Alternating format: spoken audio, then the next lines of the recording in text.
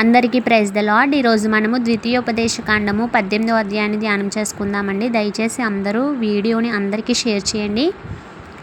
యాజకులైన లేవీయులకు అనగా లేవీ గోత్రీయులకు అందరికీ ఇశ్రాయేలీలతో పాలైన స్వాస్యమైనను ఉండదు. వారు యెహోవా హోమద్రవ్యములను తిందురు, అది వారి హక్కు. వారి సహోదరులతో వారికి స్వాస్యము కలుగదు.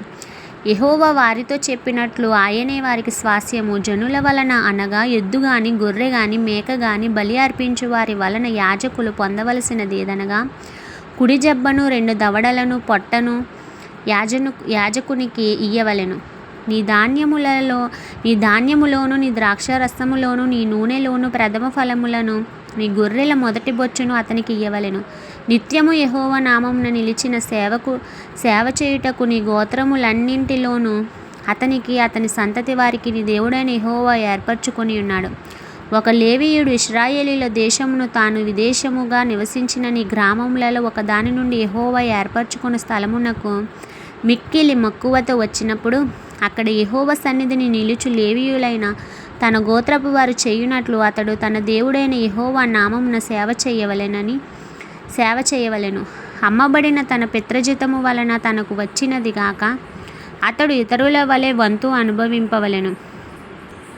నీ దేవుడైన యెహోవా నీకిచ్చుచున్న దేశంను నీవు ప్రవేశించిన తరువాత ఆ జనుల హేయకృత్యములను నీవు చెయ్య నేర్చుకొనకూడదు.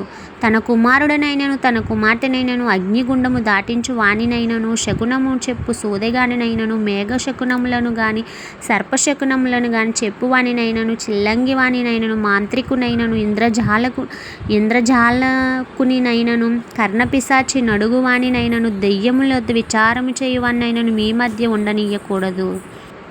వీటిని చెయ్యు ప్రతివాడును యెహోవాకు హేయుడు. ఆ హేయములైన వాటిని బట్టి నీ దేవుడైన యెహోవా నీ ఎదుట నుండి ఆ జనులను వెళ్ళగొట్టుచున్నాడు. నీవు నీ దేవుడైన యెహోవా యొద్ద యథార్థపరుడవై ఉండవలెను. నీవు స్వాధీనపరచుకొనబోవు జనములు మేఘశకునములను చెప్పి వారి మాటలను సోదెగాండ్ర మాటను విందురు. నీ దేవుడైన యెహోవా నిన్ను అలాగున చెయ్యనీయుడు.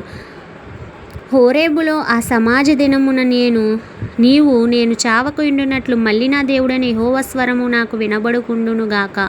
నీ గొప్ప అగ్ని నాకు ఇకను కనబడకుండునుగాక అని చెప్పితివి.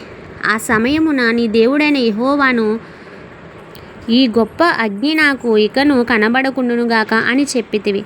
ఆ సమయమున నీ దేవుడైన యెహోవాను నీవు అడిగిన వాటన్నిటి చొప్పున నీ దేవుడైన యెహోవా నీ మధ్యను నా వంటి ప్రవక్తను నీ సహోదరులలో నీ కొరకు పుట్టించెను.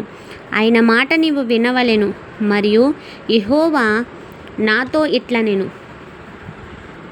వారు చెప్పిన మాట మంచిది. వారి సహోదరులలో నుండి నీ వంటి ప్రవక్తను వారి కొరకు పుట్టించేదను. అతని నోట నా మాటలు ఉంచెదను. నేను అతనికి ఆజ్ఞాపించినది యావత్తును అతడు వారితో చెప్పెను. అతడు నా నామమున చెప్పు నా మాటలను వినని వానిని దాన్ని గూర్చి విచారణ చేసేదను. అంతేకాదు ఏ ప్రవక్తయు అహంకారము పూని నేను చెప్పుమని తనకు ఆజ్ఞాపించిన మాటను నా నామమున చెప్పునో ఇతర దేవతల నామమున చెప్పునో ఆ ప్రవక్తయును చావవలెను. మరియు ఏదో ఒక మాట యెహోవా చెప్పినది కాదని మేమెట్లు తెలుసుకొనగలమని మీరు అనుకొనిన ఎడల ప్రవక్త యెహోవా నామమున చెప్పినప్పుడు ఆ మాట జరగకపోయిన ఎడల ఎన్నడూనూ నెరవేరకపోయిన ఎడల అది యెహోవా చెప్పిన మాట కాదు. ఆ ప్రవక్త అహంకారము చేతనే దాన్ని చెప్పెను గనుక దానికి భయపడవద్దు. ఇంతటితో ఈ పరిశుద్ధ వాక్యము మనలందరినీ దీవించి ఆశీర్వదించునుగాక. ఆమేన్.